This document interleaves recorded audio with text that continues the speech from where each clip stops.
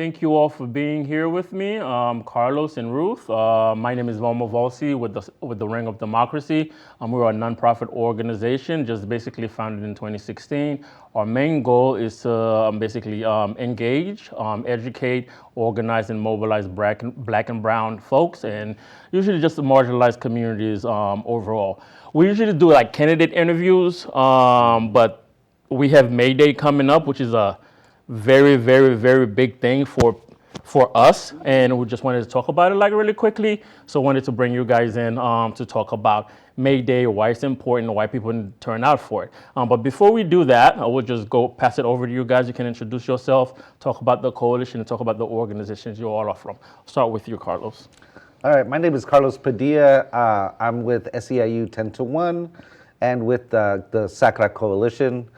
Sacramento Action Coalition Resisting Authoritarianism, and I'll be speaking mostly on behalf of the coalition today, not necessarily our members at 10 to 1. Awesome. Ruth?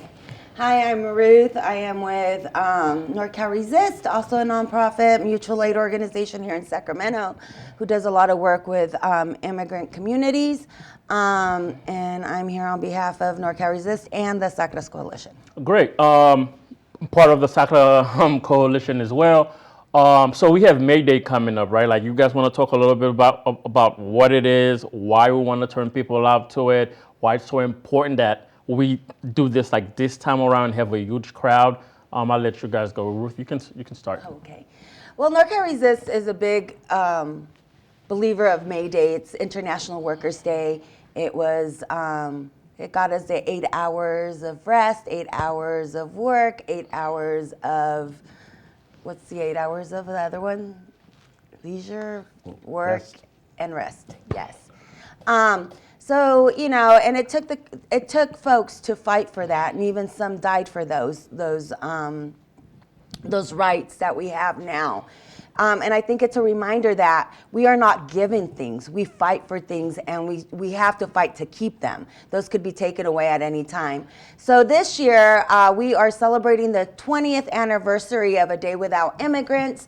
Our immigrant community is under attack right now, and so we want to send a clear message that without immigrants, we are nothing, because they are truly the backbone of, you know, of who we are, especially here in California, with all of them, most of them being in service industry and agricultural industries. Well, what's a day without immigrant? You want to elaborate on that really quickly? So 20 years ago, right, like I think our community was facing attack similar to today. In fact, there was a law that was going against the immigrant community, really meant to criminalize immigrants. And people came out in droves, right? I was in San Jose organizing 20 years ago, and we had up to like 300 to 400,000 people in the street.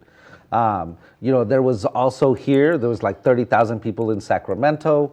And so it was a moment in time where our community really lifted up and showed this country what it meant to have a day without an immigrant, right? Hotels were empty, trash wasn't picked up in many parts of San Jose during that day.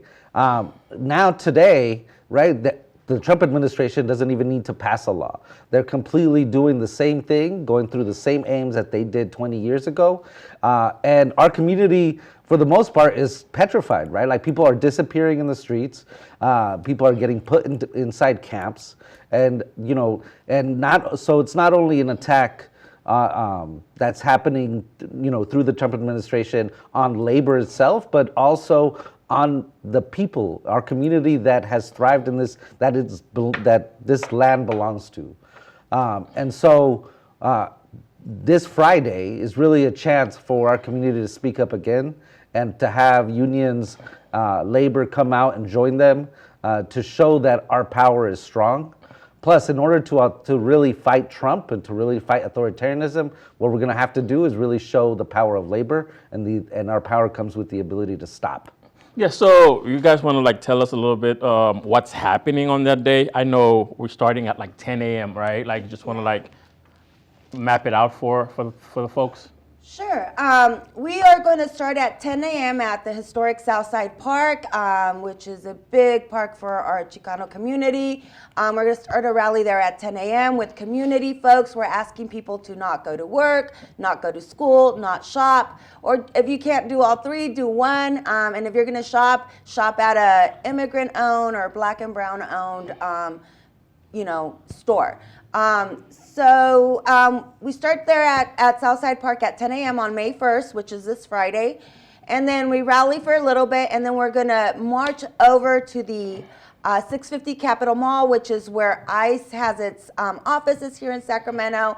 It has the court systems in there. So we are going to rally in front of there and have we're going to paint a big street mural. We're going to have music. We're going to have speakers. There's going to be a lot going on. And this is to show them that, immigrants are important.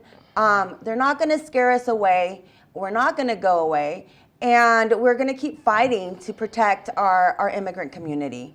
After that, labor walks in. You want to talk about labor? Sure. So at 3 p.m., labor is going to be meeting in front of the SEIU 2015 building.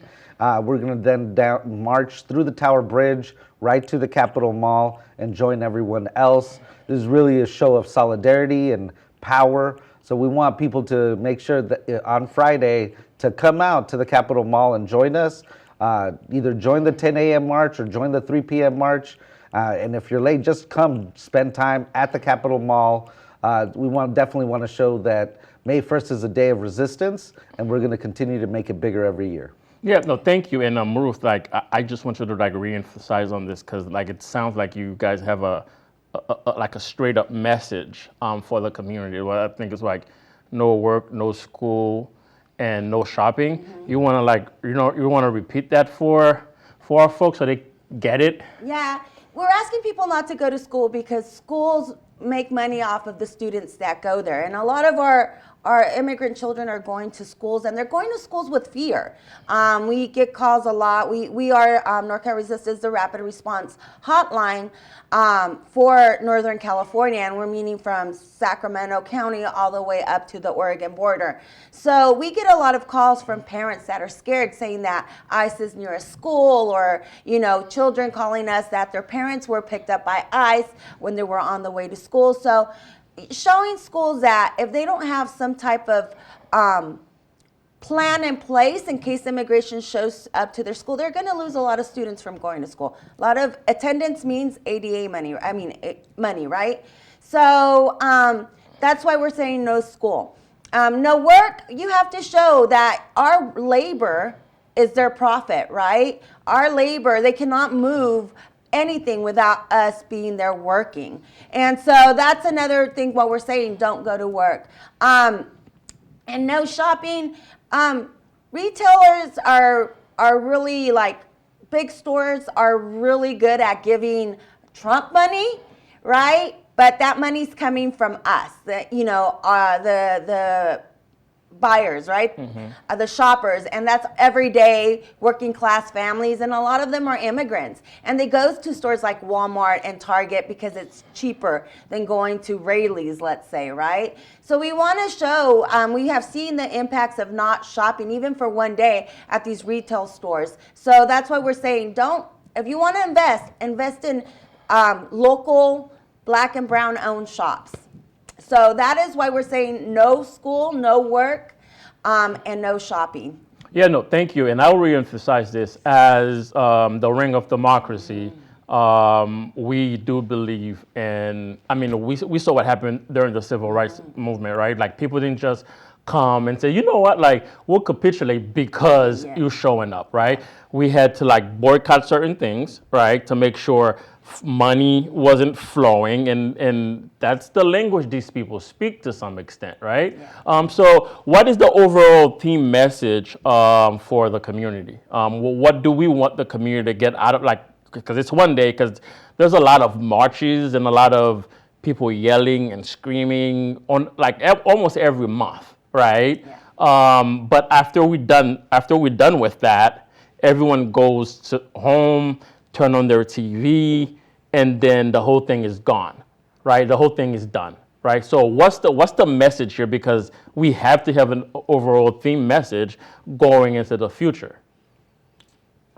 I think the overall message is resistance, right, and disruption, right? When you're faced with authoritarianism and fascism, right, the only thing, you're not going to vote your way out of that, right? Like, you're going to have to be able to cause direct action. Symbolic protest can only lead you so far, right? I think there's only like 30% of a chance of beating an authoritarian if you're just using symbolic measures. We know that adding labor, right, and adding elements of resistance where you're non-complying with the economic system, that is a key to success when fighting authoritarianism. And so the message for the community is to not only come to the protest, but get involved. Get involved in mutual aid programs, get involved in your union, right? Get involved in organizing your community, your schools, right? We need to show authoritarianism that we're not going to take it. And every year, this action on May 1st is going to get bigger and bigger until we win. Yes.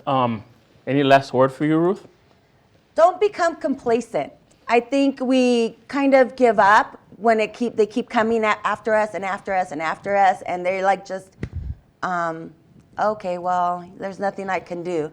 There's a lot you could do. A lot of our immigrant communities are having to face these bureaucratic systems by themselves, with a lot of language barriers, cultural barriers, economic barriers. And there's a way for you to assist them get over these barriers, whether it's just being a friendly face at the court watch that we have every day, just to say, hey, we're here for you. We want to make sure you come out of your ICE check-in or your court safe and sound. We want to make sure that you get your children enrolled and that you understand the process of that. We want to ensure that they have food, right? Because a lot of families that are being impacted by these ICE actions, enforcement actions, are the breadwinners. And so a lot of children are being left at home. We do not want our children to go into the system. We know what happens when they go into the foster system. And so we want to ensure that we have family plans. And you, as a community member who has the privilege, to be somewhat safe from all these atrocities that are happening right now, can help those that are being impacted with them. So check out, you could get involved through NorCal Resist. Check out our webpage, norcalresist.org.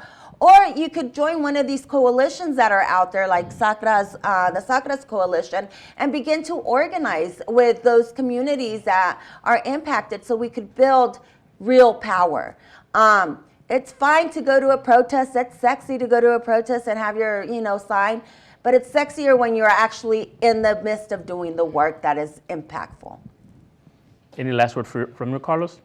I'll just say, right, like I don't think there's a better time in history where we have an opportunity to really create change in this country. We're faced with a large obstacle like an authoritarian government, but it's in these times where our communities know how to come together. Right, like many of us in our countries have faced this type of authoritarianism before, and I think it's time that we join up, we do help each other out through mutual aid, we resist through our unions when it comes to our workplace, and we're out there in the street facing this enemy head on, knowing that we're going to cause disruption every step of the way until this is done. Yep.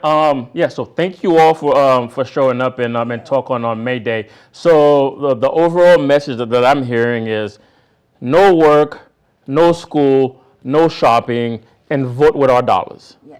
Right? Yeah. So that's really it. And I'm happy to be in this fight with you. I'm happy to have fighters such as yourselves along in the fight, because that's how we win. And bringing more people into the coalition, bringing more people into the organizations that help us serve the communities we serve is how we get this done. So thank you guys so much. I do appreciate y'all.